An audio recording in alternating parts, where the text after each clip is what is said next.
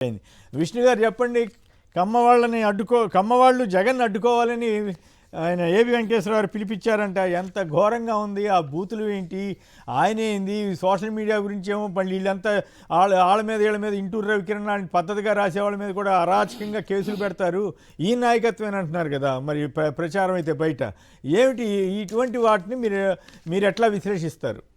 దాని తోడు Lokesh red book రాజ్యాంగం అమలు జరుగుతుందని దావోస్ లో లోకేష్ గారు కూడా చెబుతున్నారు, రెడ్ బుక్ రాజ్యాంగం అమలు జరుగుతుందని.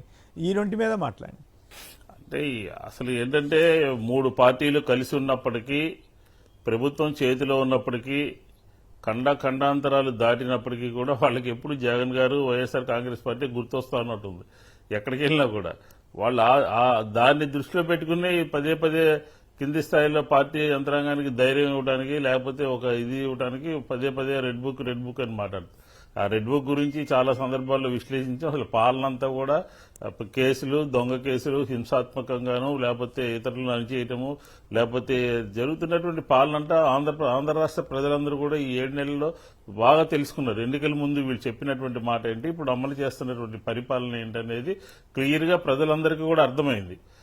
అదొక రకం అయితే, నిన్న ఏబి వెంకటేశ్వరరావు గారు విజయవాడ నగరంలో ఒక కొసరాజు అని చెప్పని ఒక సామాజిక వర్గానికి సంబంధించినటువంటి ఆ ఇంటి పేరు సంబంధించిన వాళ్ళందరూ కలిసి ఈయన్ని పిలవడం జరిగింది. ఈయన ఎందుకు పిలిచారు? ఆ కొసరాజు అని సంబంధించినటువంటి వాళ్ళు ఏదైనా మంచి పనులు చేశారా, అందరూ చదువుకున్నారా, లేకపోతే సహాయ కార్యక్రమాలు చేశారా, అందరికీ ఎట్లా ఏంటనేది ఒక దీనికోసం ఒక చదువుకున్నటువంటి వ్యక్తిని, రిటైర్డ్ ఐపీఎస్ ని పిలిస్తే ఒక స్ఫూర్తిదాయకమైనటువంటి స్పీచ్ ఇస్తాడు, అందరికీ ఆదర్శంగా ఉండేటటువంటి 4 మాటలు చెబుతారు అనే ఉద్దేశంతో ఈయన పిలిస్తే, ఈయన ఈ మధ్య కాలంలో ఈయనకి జగన్ గారిని తిట్టడము, కులతత్వాన్ని పెంచి పోషించడము ఒక వ్యసనం కింద మారిపోయింది. ఈ మధ్య 2-3 సమావేశాల్లో పాల్గొని ఈయనేదో జగన్ గారు ఈయనేదో ఇది చేసినట్టు, హింసించినట్టు, చట్టం తన పని తను చేస్తుంది, ఆయన చేసినటువంటి ఇంటెలిజెన్స్ చీఫ్ గా ఉన్నప్పుడు చేసినటువంటి కార్యక్రమాలకి దానికి సంబంధించినటువంటి వ్యవహారాల్లో ప్రభుత్వం వచ్చిన తర్వాత చర్యలు తీసుకున్నారు. దాన్ని వ్యక్తిగతమైనటువంటి కక్షగా, ఆయన ఏదో ఒక సామాజిక వర్గానికి సంబంధించినటువంటి వ్యక్తిగా చూసి ప్రభుత్వం చర్యలు తీసుకున్నట్టుగా ఈయన ఆ కులవంతరం ఆయన వెనకాల రావాలని చెప్పిన ఉద్దేశంతో మాట్లాడుతున్నారు. ఆ రోజు రాజశేఖర రెడ్డి గారు కానీ, ఈ రోజు జగన్మోహన్ రెడ్డి గారు కానీ కులతత్వంతో ఉంటే రాజకీయ పార్టీ నడుస్తుందా చెప్పండి?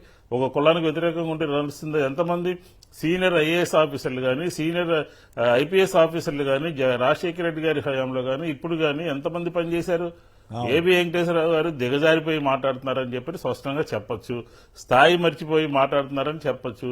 అందులో విజయవాడ నగరంలో సరే జగన్మోహన్ రెడ్డి గారు తిట్టారు, నీకు చంద్రబాబు నాయుడు గారికి చాలా ఇష్టమైనటువంటి అధికారి, మా తెలుగుదేశం అంతా కూడా ఇలాగే ఉంటుంది అని చెప్పానండి, ఒక కులంతోనే ముడిపడి ఉందని చెప్పానండి, లేకపోతే వేరే కులాలతో మేము టైఅప్ కాము, జనసేన లాంటి పార్టీలతో టైఅప్ కాము, ఇతర కులాలతో మాకు పని ఏంటి, మేము స్వతంత్రంగా మేము ఉంటామని చెప్పి ఏబి వెంకటేశ్వరరావు గారు చెప్పండి, లేకపోతే చంద్రబాబు నాయుడు గారిని ఆయన చెప్పింది కరెక్ట్ అని చెప్పానండి, లోకేష్ చెప్పానండి చెప్పింది కరెక్ట్ అని చెప్పని.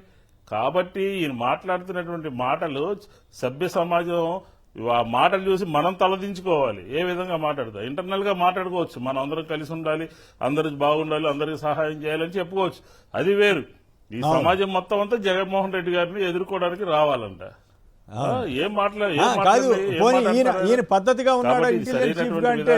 కాదు విష్ణు గారు, మీకు గుర్తు చేస్తున్నాను, ఇంటెలిజెన్స్ చీఫ్ గా ఉంటే 23 మంది ఎమ్మెల్యేలు కొనుగోలులో ఈయనకేం పాత్ర లేదు, నేను అసలు అక్రమాలు ఏమి చేయలేదని చెప్పగలరా? గుండె మీద చేసి చెప్పగలరా? ఆత్మను మించిన అర్థం లేదని ఒక కవి రాస్తాడు.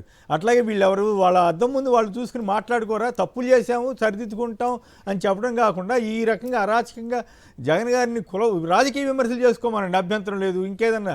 కానీ ఈ రకంగా ఒక కులం అచ్చంగా వాళ్ళతోటే ఉన్నట్టు మరి మరి అంత పెద్ద గొప్ప కులం అయితే ఎన్టీ రామారావు గారు అదే కులం కదా, సొంత కుటుంబం వాళ్ళు ఎందుకు తోసవదలు పారేశారు? మీరంతా వెనుపోటు అంటారు కదా, మరి ఆయన కులం ఆయన కమ్మాడు కింద లెక్క కాదా? మరి అప్పుడు బ్రహ్మాండంగా ఉందా? ఎట్లా ఇదేం అసలు ఈ వైరుధ్యం అర్థం కాదు. చనిపోయిన తర్వాత మాత్రం అంత బ్రహ్మాండంగా దండలేశారు. ఎట్లా ఇది? మరి 23 మంది ఎమ్మెల్యేలు కొనుగోలులో ఆయనకి పాత్ర లేదు అని చెప్పగలుగుతాడంటారా? ఆయన చెప్తాడు, ఆయన ఆల్రెడీ చెప్పాడు ఒకసారి, నా మీద అపోహ పడుతున్నారు, 23 మంది మీద కాదు, 23 మంది మీద కొనుగోలులో అమ్మకాల్లో నా పాత్ర లేదు అని చెప్పాడు. కానీ అదంతా అబద్ధం అన్నమాట. ఆయన చేసింది ఏంటంటే వైఎస్ఆర్ కాంగ్రెస్ పార్టీని ఆ రోజు ప్రతిపక్షంగా ఉన్నటువంటి దాన్ని ఇంటెలిజెన్స్ చీఫ్ గా ఉండి ఎక్కడెక్కడ ఏం జరుగుతుందో తెలుసుకుని మొత్తం అంతా కూడా నిర్వీర్యం చేయాలని చెప్పని ఎమ్మెల్యేలను కొనుగోలు చేయడం ద్వారా ప్రతిపక్షాన్ని చేల్చాలని చెప్పని వైఎస్ఆర్ కాంగ్రెస్ పార్టీని లేకుండా చేయాలని చెప్పని ఆ రోజు ఉన్నటువంటి ప్రభుత్వంతో చాలా కుట్రలు చేశారు.